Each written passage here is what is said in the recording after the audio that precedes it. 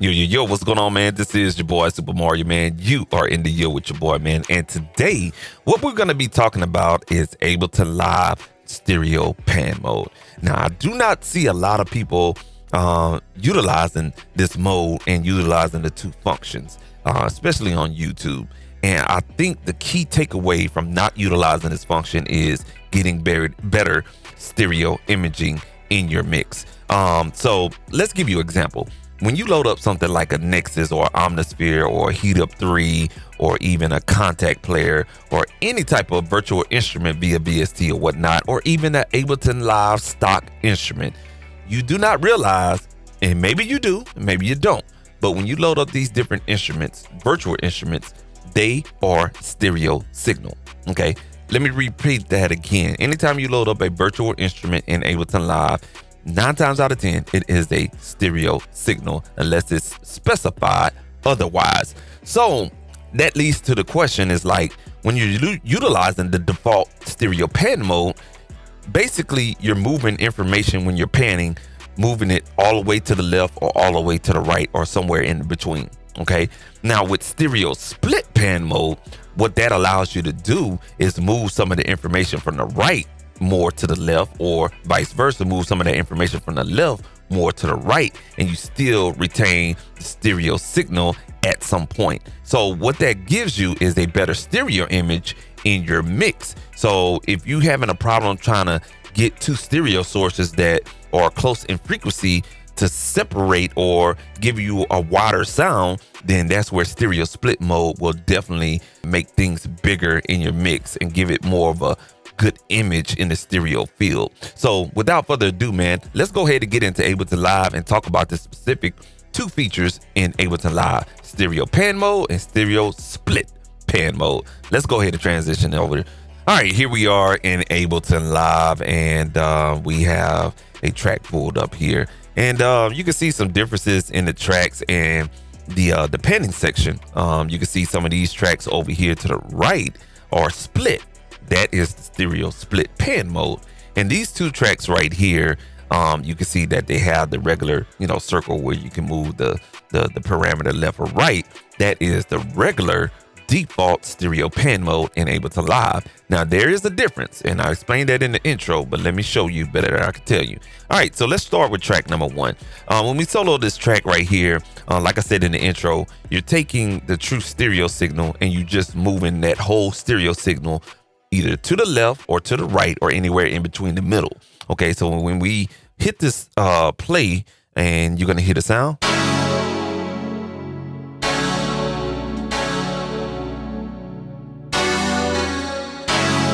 Okay, so you hear that sound, it's stereo, sounds really, really good. But notice something when we move it to the left. I need you to use your ears. So if you're not monitoring through, any high profile monitoring or headphones, you're going to miss out on this. If you're just listening on your phone, you might want to just go ahead and get you something to connect. All right, cool deal. So listen to the panning. Don't worry about the instrument or anything like that. You're going to be listening with your left ear and your right ear. That is key. All right, so I'm going to hit play again, and I'm going to move the sound to the left.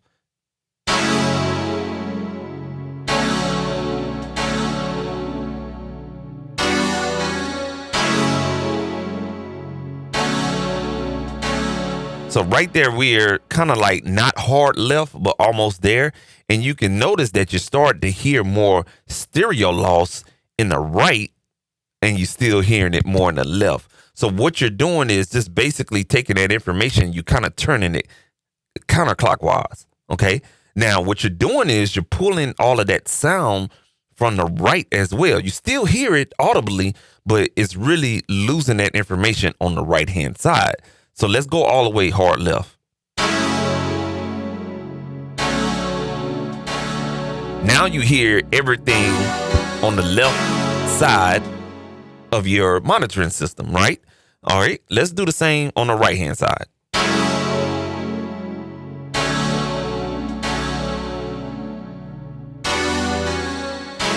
Now everything is on the right hand side, and you can notice my voice is really coming out on the left hand side. All right, now let me give you some analog insight here. Now, when you're on a true analog mixer, or any type of mixer, should I say, when you plug in a stereo split signal. So let's say, for instance, you're coming out of, let's say, like a little small Behringer synth or a little Roland synth, and they got like a headphone aux type of output, and that is called a 3.5 millimeter or a 1/8 output, and it's a little output like this. Y'all recognize that it's kind of like a headphone aux jack right here, and then it comes out with a left and right split, and we call this a Y cable in the AV field. All right, so when you got an output like this for whatever your sound source is, and you coming into a mixer or interface, but we're going to talk about analog. So let's say mixer. You coming into a mixer on track 1, you have the left information, and on track 2, you have the right information. And you keep the pan on both of those tracks in the middle at 12 o'clock, you're going to get a pretty much a mono sum signal. Okay. So what that is that when you come into your interface or to tape or however you're recording that particular stereo sound, you're not going to get a true separation or a true stereo signal, because track 1, which is this cable, is not pan hard left. And track 2, which is this cable, is not pan hard right. Okay. And so what's going to happen is you're just going to get basically a mono signal, which is stereo summed. Okay. The two are together in the middle. All right. So just to give you some idea. So when we panned track 1 right here, all the way to the left or all the way to the right, that's basically what we're doing. But it's still underneath the software, you know what I'm saying? The routing, as far as, you know what I'm saying, how the software is built, is still a stereo signal. But what you're doing is just panning all of that information to the right and panning all of that information to the left. Now, when I right click on top of that parameter for the pan mode, right, or the panning knob, when I right click on that, you will see something that says select split stereo pan mode. When we choose that, now you will see some different type of display. Okay. Now the stereo signal is split into two signals, split into two signals. All right. A true left and a true right. So this is the left information and this is the right information. Okay. Now let's hit play and see what happens.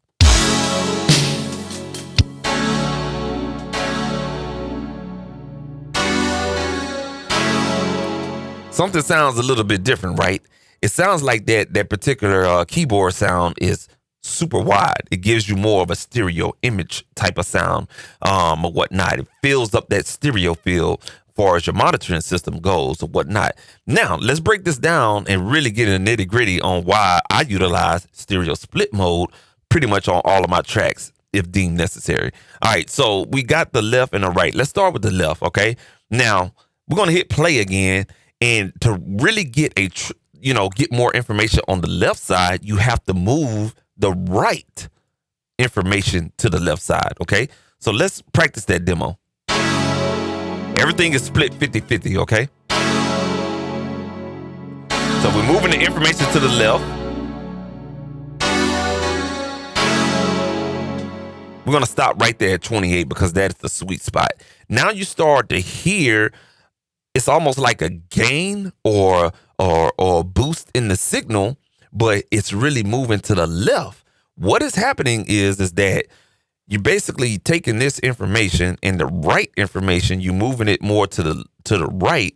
And what it's doing in actuality, you have the left, the right, and you have that little sweet spot in the middle. So when that information gets to the middle, it gives you a psychoacoustic ideology of the sound is getting louder and it's moving to the left. But all in fact it's doing is just moving that information more to the right. So now you still have information playing in your right ear, but more of that information in the left side of the track, so to speak. So if we hit play, you still hear the right information, right? Let's move it a little bit more to the left.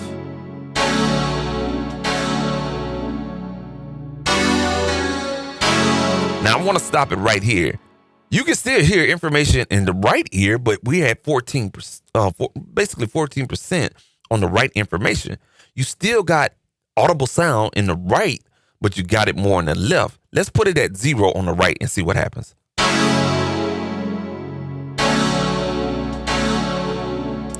So now you still hear information on the right, but it's not as strong on the right as it is the left, and it's dead center.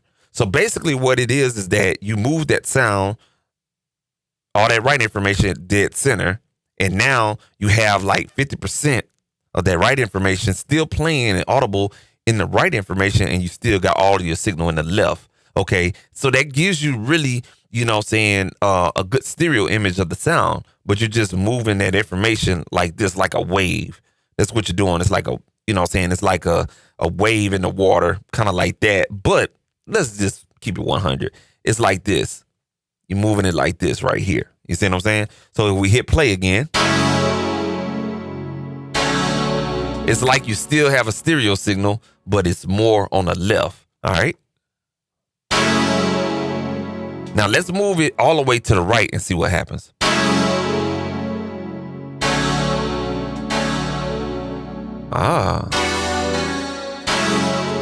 Now it's like all the way right here. So it's basically kind of like how we have it like this. So let's do an A/B comparison on how it sounds in regular stereo pan mode all the way left versus stereo split pan mode all the way left.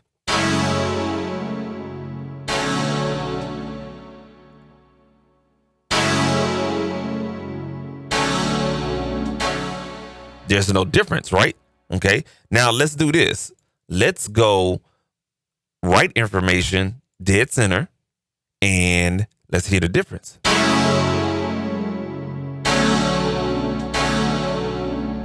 So now you hear some of that information on the right-hand side. Now check this out. If we go back to the regular stereo pan mode and go basically at the halfway point about right here. Let's see here. Let's put it at 25. That's at about 25% right there. That's in between 0 and 50 right here. Because if you see the parameter, when you go all the way down right here in the track information at the bottom left corner, you will see track panning at 50 left. All right. So we're going to put it at 25, and that's going to be equal, right? Equal distance. Check this out. You still hear some of that sound, but check this out. Now I'm going to switch it to stereo pan mode. Split stereo pan mode.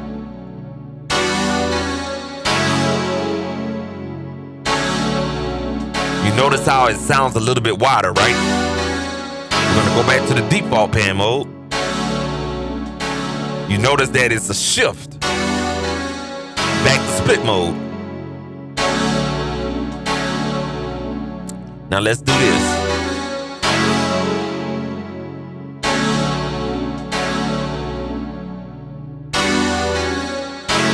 So that's at 15, and what we're going to do right here is basically put this at 10.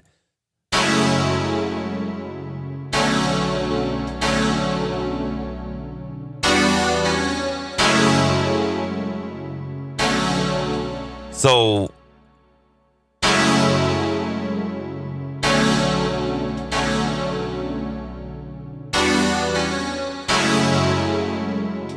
the split pan mode, in my opinion, gives it a little bit more depth and more stereo image when you're splitting that signal. Okay.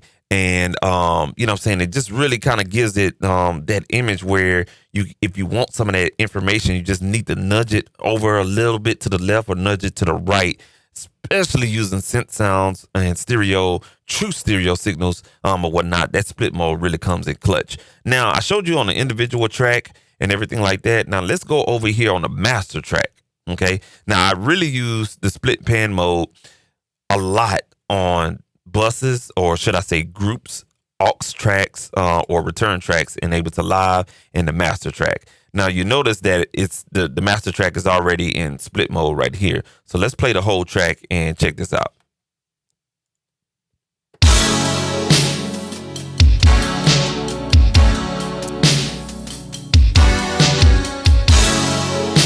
See how it has that wide image? Now, let me put it in regular stereo pan mode. Check this out.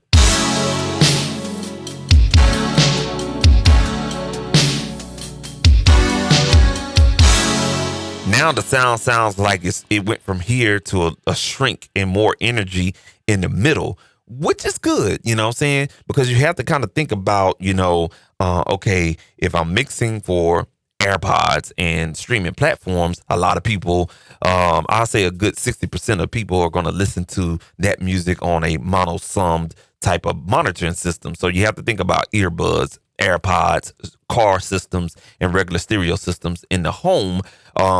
It's basically audio output that plays on two different type of speakers, but it's not true left and right. We could say about, 50 to 60% chance of that or whatnot. So you hear more information in regular stereo pan mode in the middle. Okay. Now, if you want to split it, you will hear the difference and it give you more image on true left and right. Check this out. So we're in the split mode. Let's go back to regular stereo pan.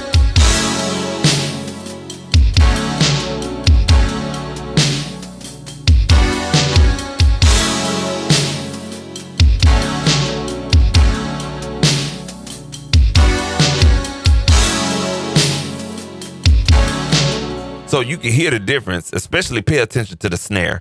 Pay attention to the snare and the drums. I'm going to play it one more time.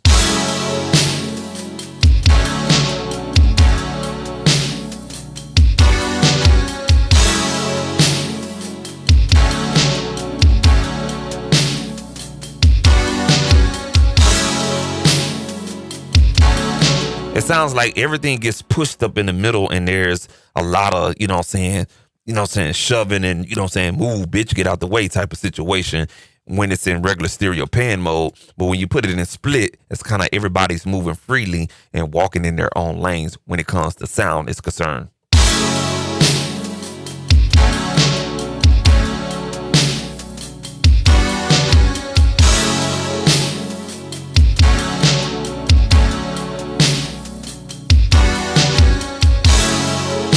See what I'm saying? So that's basically, the gist of the split pan mode and the stereo pan mode in Ableton Live.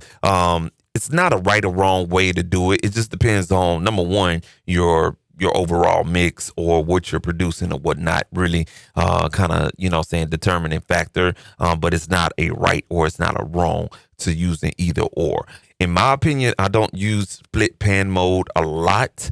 On every track, on every audio track or MIDI track or whatnot. It just depends on the sound source. Number one, if you're recording vocals or any other type of mono audio into Ableton Live, recommendation, stereo pan mode.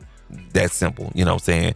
But if you're recording true stereo signal into Ableton Live, split pan mode. You can retain that stereo information, move it left to right, however you need to, and let it fit in the stereo image or the stereo field. And it's just really kind of putting everything into place. So it's kind of like, okay, I'm gonna move this here and I'm gonna move this there and I'm gonna move this here and I'm gonna move this there. It just gives you a better stereo image working in the stereo field. And I'm not gonna compare it to like Dolby Atmos type of mixing, but that's kind of like the start when you're realizing that working with stereo split mode is basically moving things, in the stereo field without having to take everything and just slam it over here, slamming it over there. So try it out on your stereo sources. All you have to do is just hover over your pan knob in Ableton Live, right click, select split stereo pan mode. And if you do that on some of your tracks, if not all of your tracks, or especially on your master track, you're going to notice like, whoa, things just got big and stuff like that, man. So I hope this information you found very, very useful in your mixing and production phases and everything like that. And if you like this video, go ahead and hit a like, subscribe to the video and everything like that. And again, check out stereo split pan mode and Ableton Live. This is your boy Super Mario, man. We're going to go ahead and get up out of here and appreciate you tuning in. Until next time, man, you've been in the yo with your boy Super Mario, man. We out.